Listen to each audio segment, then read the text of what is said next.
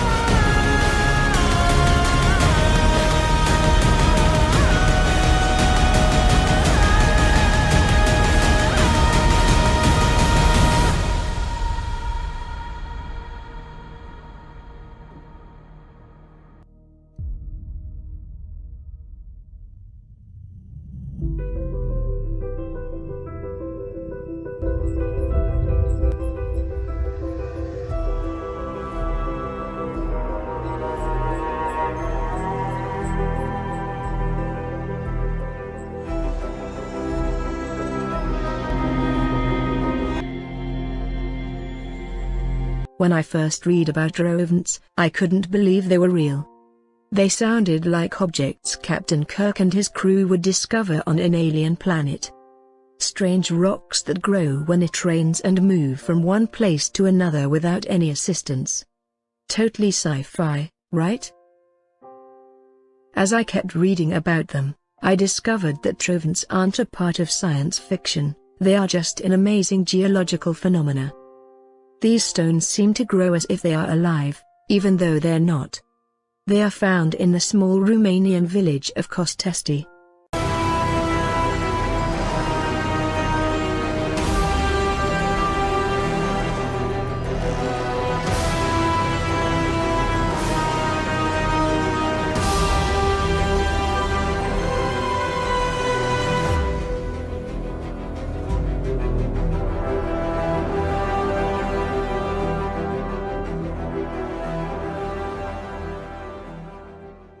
They are found in the small Romanian village of Costesti. The word Trovant is a synonym for the German term Sandsteinkonkretion, try saying that really fast, which means cemented sand. Cemented sand, that's a strange name for a rock, isn't it? But that's what Trovants are, spherical shapes of sand that appeared on Earth after powerful seismic activity. In fact, the earthquakes that brought these strange rocks into existence are said to have occurred 6 million years ago. Trogons grow when they come into contact with water. Stones as small as 6 to 8 millimeters and up as large as 6 to 10 meters. Some of them even move on their own. When cut, trogons reveal spherical and ellipsoidal rings, similar to tree trunks. It is assumed that trogons consist of a stone core, with an outer shell of sand. After a heavy rain, smaller stones form on the larger ones, which is why they are called growing stones. All trogons are believed to be identical to each other, but I'm not sure if this is true. There are many theories, some scientific, and some fantastical, explaining the origin and strange behavior of trogons. Scientists are baffled by the phenomenon. They believe that under the shell, the stones contain a high mineral content. When the surface becomes wet, the minerals begin to spread, and pressurize the sand to expand. This makes the stones grow. The out-of-place stones were labeled as inorganic forms of life. Although their composition was found to contain cemented sand and mineral salts, their shell is as durable and rigid as of any other rock. Because of the many abnormalities encountered, those who have researched the trogons have started formulating various theories about their origins and nature. Some researchers say their growth is due to the minerals the stones absorb from the rainwater. Whenever they undergo a heavy rain shower, they combine the minerals with the chemicals present within, which further enables a reaction that puts pressure from the core to the exterior of the trogon's shell, thus allowing for periodic growth. Other researchers have suggested that the stones can reproduce and even breathe. It may sound a bit metaphoric, but the truth is these processes are happening, just that on a micro scale. One breath takes from 2 days to 3 weeks. The living stones, as they were dubbed, even have a strange pulse that can be detected using super-sensitive equipment. Because of the multitude of unexplained features, some scientists are inclined to think the trogons are silicon forms of life with a consciousness of their own.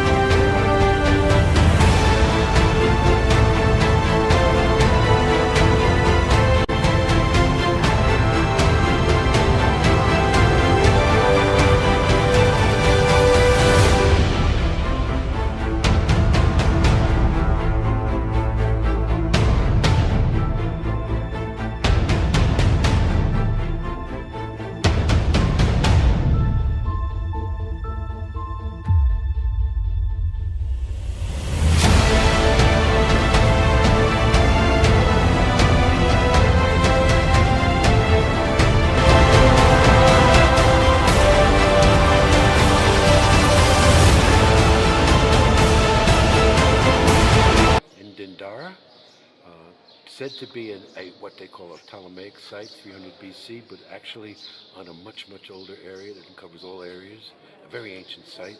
Who Hathor was, Hat means place, Hor is usually considered the falcon or the boy or the initiate, so it's the place of the boy. This is where sacred initiations were taking place, but only by priestesses, because this was a matriarchal culture. So Hathor represents all the arts, dancing, music, sculpture, and sexuality. And she's also considered a divine mother, as many of the so-called feminine aspects were. So this was a very, very sacred temple, only populated by women. There were no priests of Hathor, only priestesses. Very sacred information was taught here.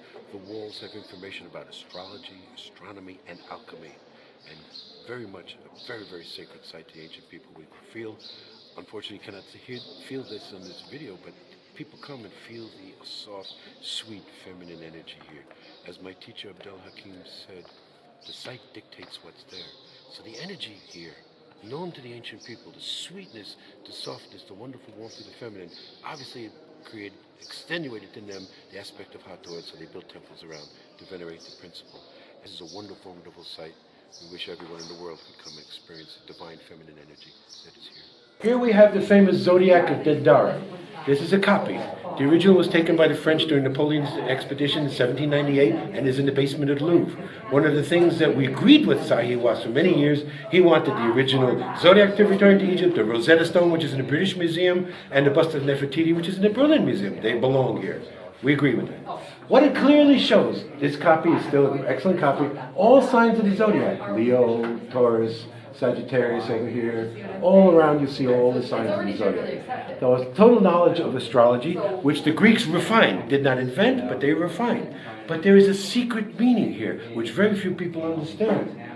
Cancer, right here in the center, plays a key significant role. The great French Alsatian mathematician, philosopher R.H. Waller de Lubitsch, who John Anthony West is the champion of today, did some incredible calculations, showing, because he was a mathematician, showing that there's different angles, everything is leading to Cancer, to everyone to look at Cancer here. So, exactly, and so the people started observing at 8000 BCE, created the zodiac, created the constellations, and created the idea that we needed to predict. And so they needed to go to solstices, equinoxes, eclipses, study all of these things so they could perhaps predict when another invaded. They became obsessed with time and prediction.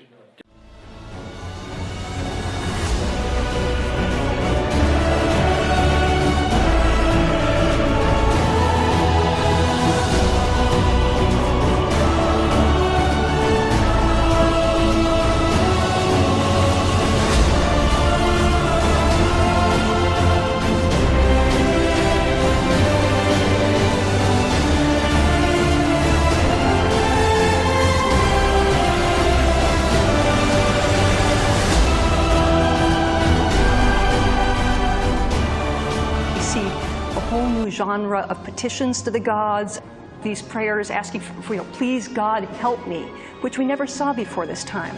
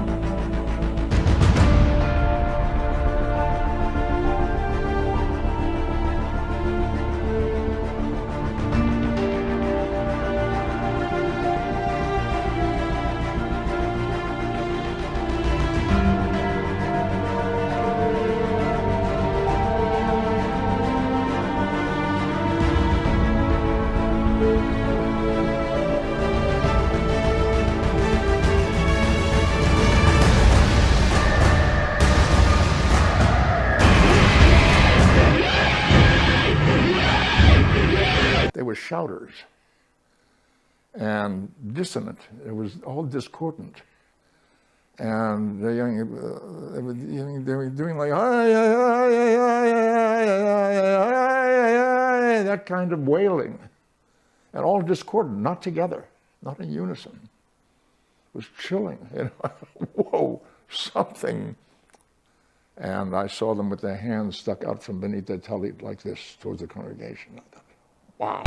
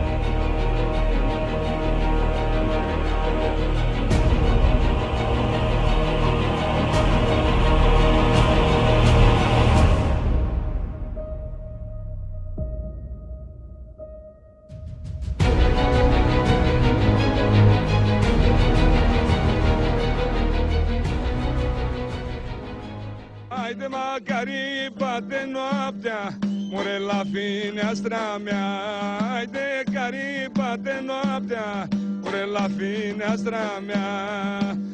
Eu chiu Marioara, nu dispărăia, ah, nu dispărăia. Cine bate seara la fereastra mea? Cine bate seara la fereastra mea? Eu sunt dragă, mărioară, nu te speria. Eu sunt dragă, mărioară, nu te speria.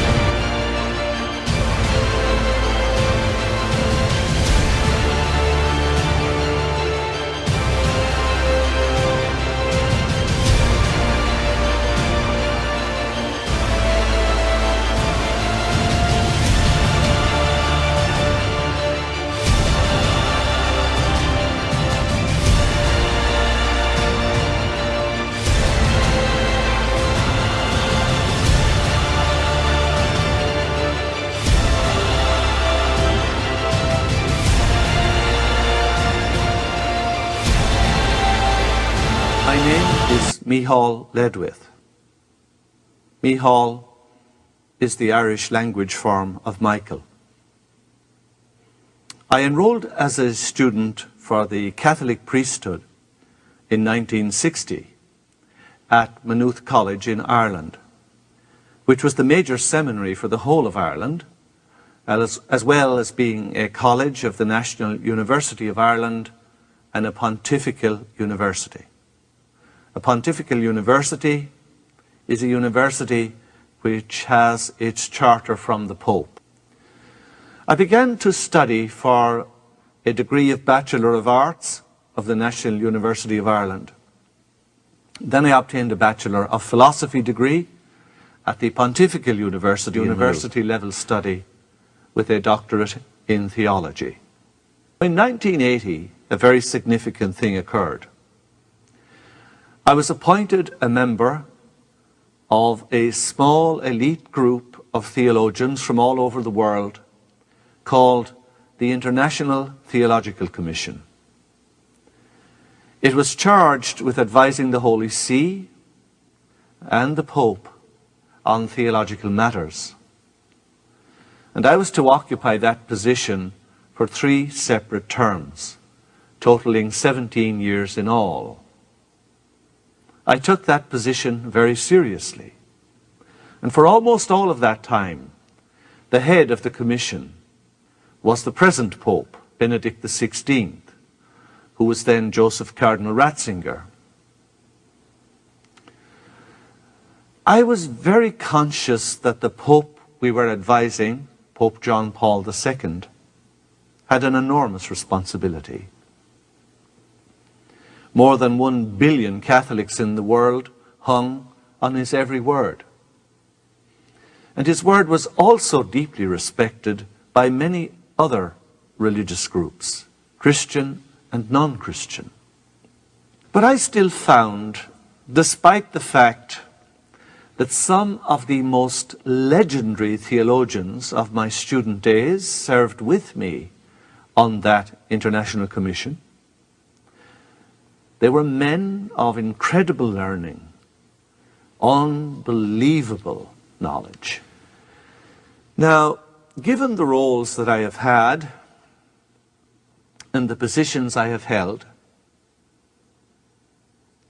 I suppose it's laboring the obvious to say that not everyone is happy with the things I am saying and the things I am doing now. Would it surprise you to know that some of the most famous parables of Jesus are also found in the writings of the Buddha, some 550 years before?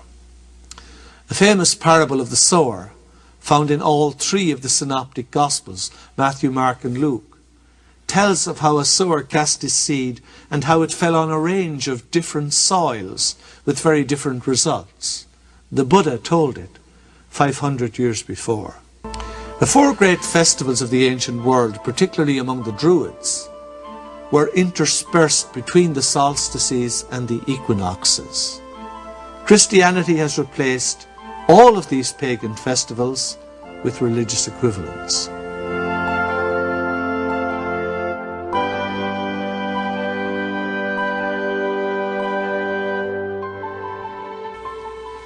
The statement of Jesus about how easily we see the speck in our brother's eye and fail to see the beam in our own,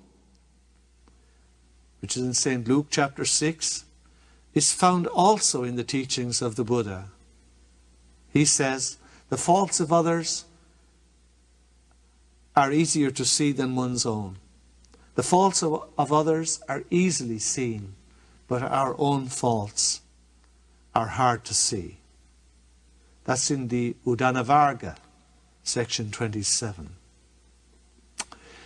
The admonition of Jesus to do unto others as you would have them do to you is also found in the teachings of the Buddha.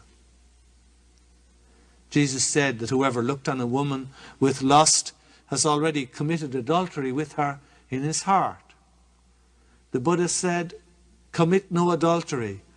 The law is broken by even looking at the wife of another man with lust in the mind. In Hindu, the Lord Krishna says, I am the letter A. I am the beginning and the end. While in the Christian book of Revelation, Jesus the Christ says, I am the Alpha and the Omega.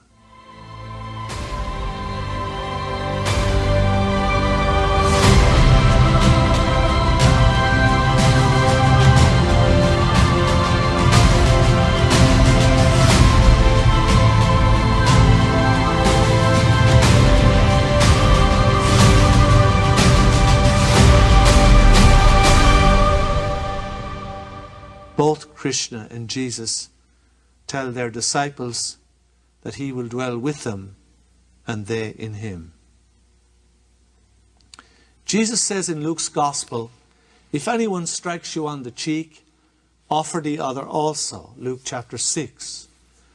The Buddha gives exactly the same advice in the Hemima Nikaka, verse 21. Jesus said, love your enemies. Do good to those who hate you. Bless those who curse you. Pray for those who abuse you. The Buddha said, hatred does not ever cease in this world by hating, but by love.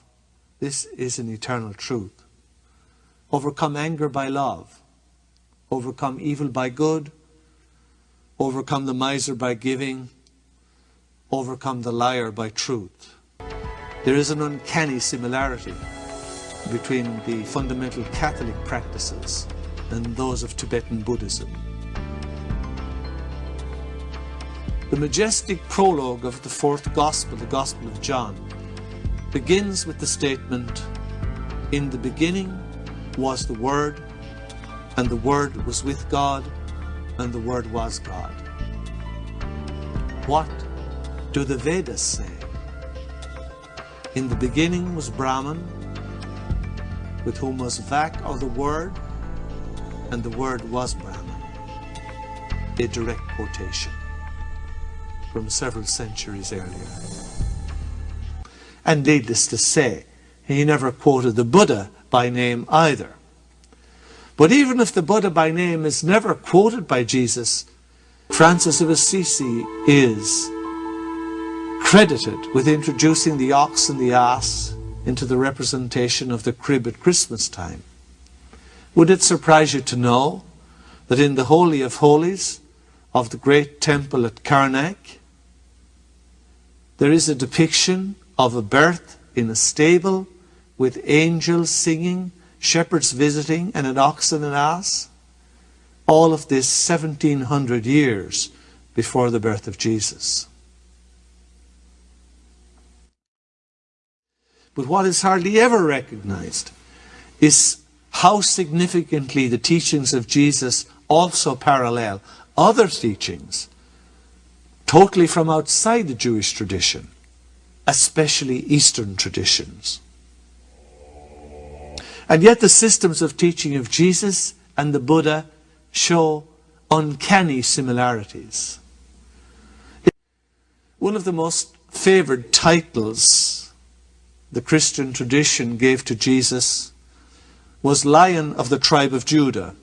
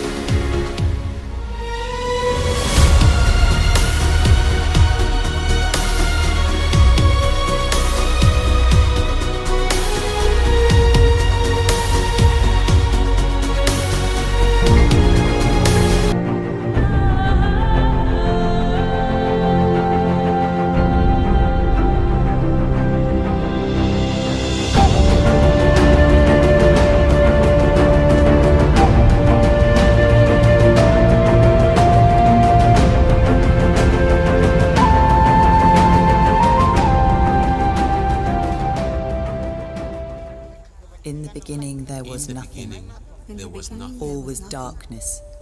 Say, there was nothing at all. Only the mother. Only the mother.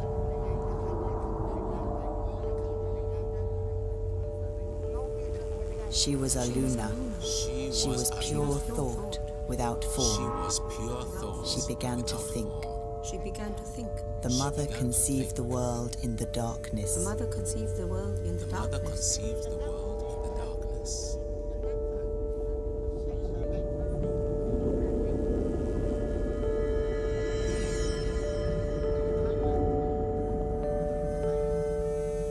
She conceived us as ideas, as we think out a house before we begin to make it real. We think out a house before we begin to make it real.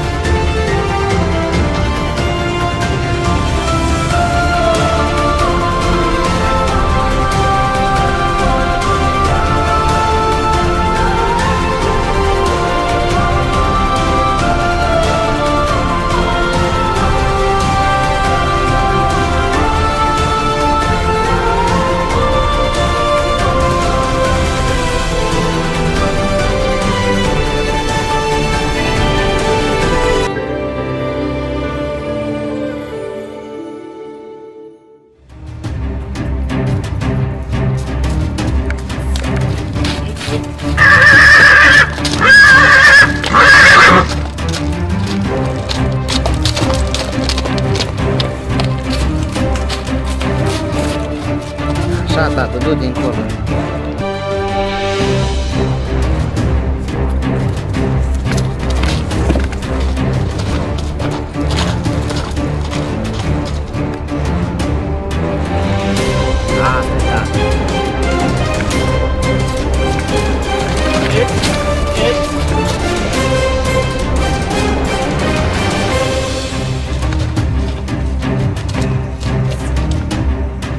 Mi-e frică așa să nu se pălească de...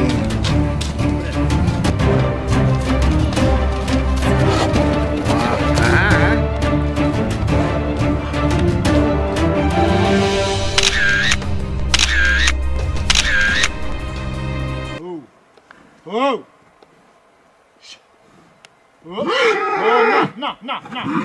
Fii cu mintea. Poloniu. Na. Să mergi și ceva aici. Nu, i-am apropiat. Uite aici. Fii cu minte, mă. O, băieții, Uitați-vă încoace un pic, să vă văd. Trebuie să-i pune la... Uite, ne poți face o poză cu Costel, hai cu caie. Domn Costel, uitați-vă. Așa. Dar fii atent pe construcție, la fel aproape. Op.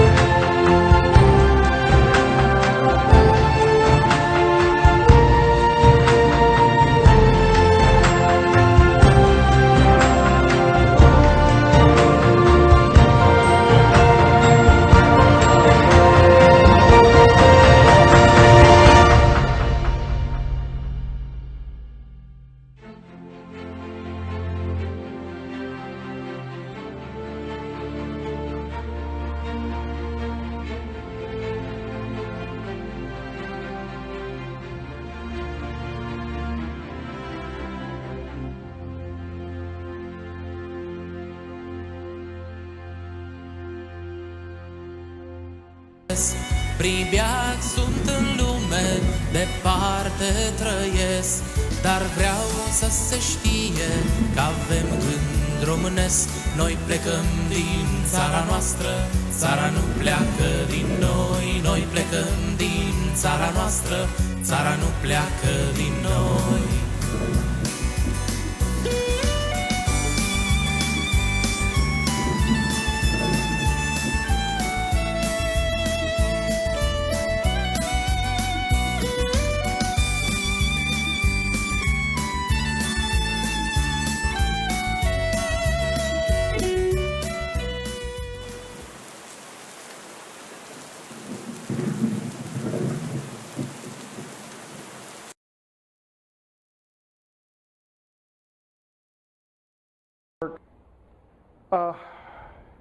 Wouldn't it have been better if the earliest civilization had been in Europe? Now, how cool would that be?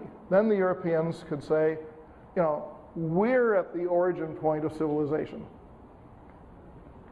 Now, that happens to be true. It appears that, let's say, if you go back to 4000 BC or 3800 BC, which is a good 500 years before the earliest things that we call cities in Iraq, the beginnings of Sumerian civilization. The largest human settlement in the world apparently was in Romania, made up entirely of gymnasts. It's amazing. Now, it was in Romania, very much in the valley, not of the Tigris and Euphrates or of the Nile, but of the Danube River. And this civilization, you know, you had one community there that is estimated to have had 5,000 inhabitants, about double the size of the Sumerian cities when they come to be built, and in sort of great arcs of houses that seem to be organized in a certain form.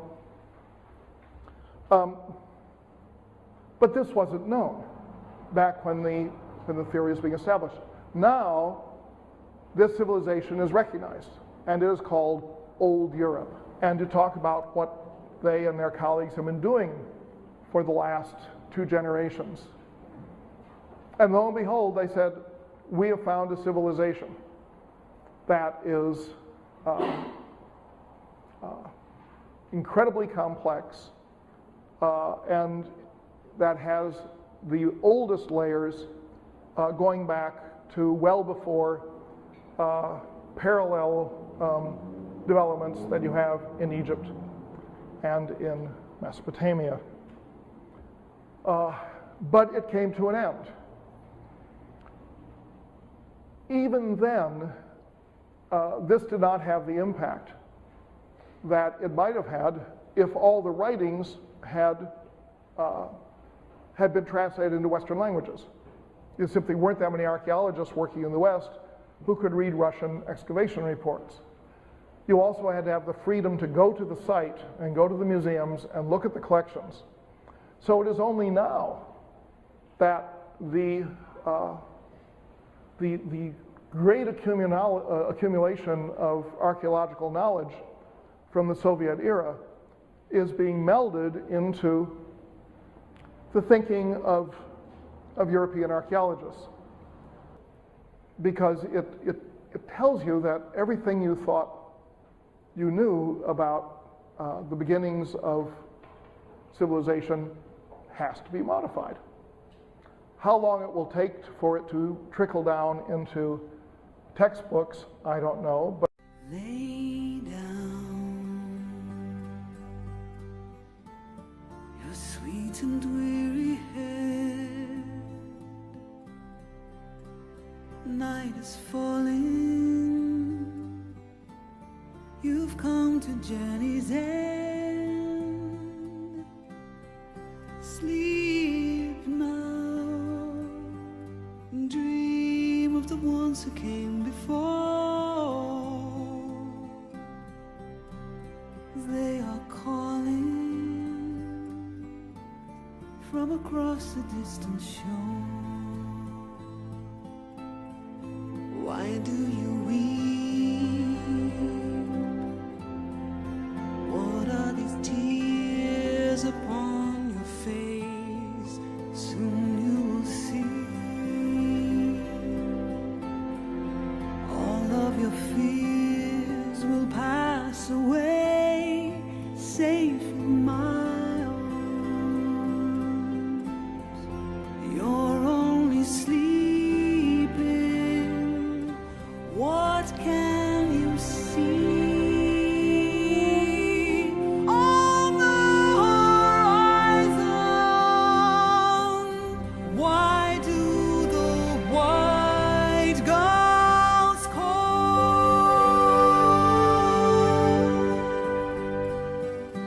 Across the sea, a pale moon rises. The ships have come to carry you home. Dawn will turn to silver glass, a light on the water, all souls pass, hope fades into the world of night, through shadows falling out of memory and time. Don't say we have come now to the end. White shores are calling. You and I